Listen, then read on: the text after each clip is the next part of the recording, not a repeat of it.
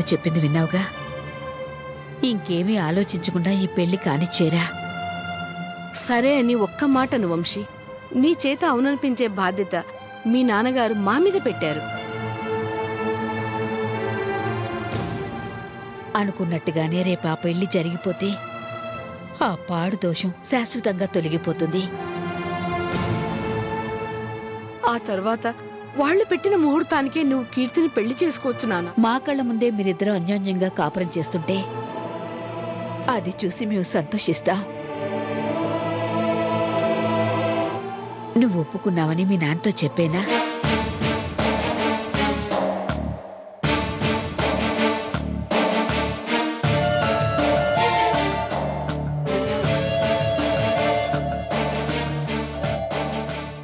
మన వంశానికి ఇదేదో శాపం రా. వినటానికి వింతగా ఉన్నా ఇది ఫ్యాక్ట్. సరే, మీ ఇష్టం, అలాగే కానివ్వండి.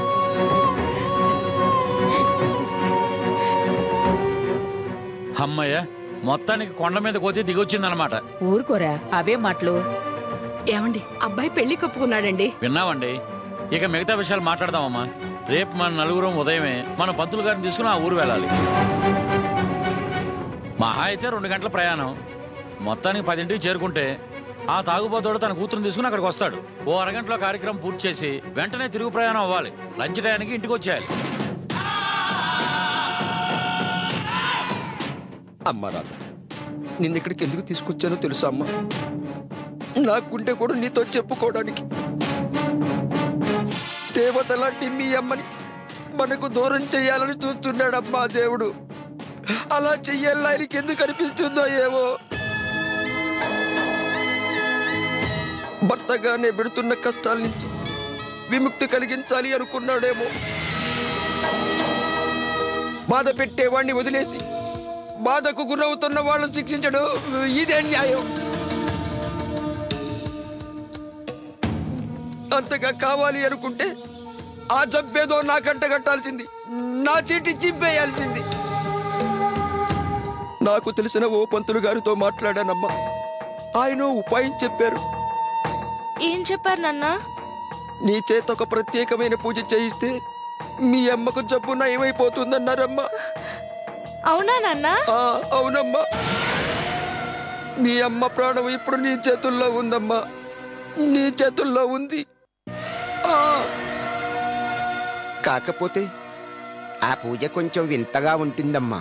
నువ్వు ఓపిగ్గా అలాగే నిష్టగా చేస్తే మీ అమ్మ కలకాలం మన కళ్ళ ముందే ఉంటుందమ్మా. చేస్తాను నాన్న. అది ఎంత కష్టమైన పూజ అయినా చేస్తాను. దానికోసం ఎన్ని ఉపవాసాలైనా ఉంటాను. ఏం చేయమన్నా చేస్తాను నాన్న. నువ్వు ఈ మాట అంటావని నాకు తెలుసమ్మా. మీది తల్లి బిడ్డల అనుబంధం. అది ఎంతకైనా నిలుస్తుంది, దేనికైనా సిద్ధపడుతుంది.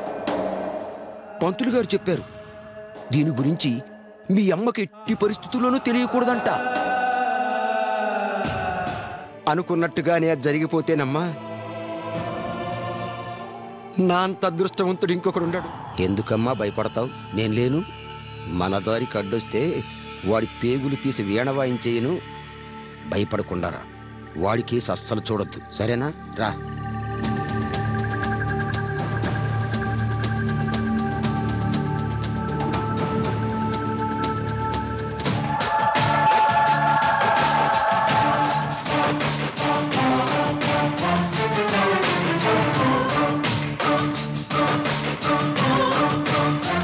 Happy birthday to you Keerthi.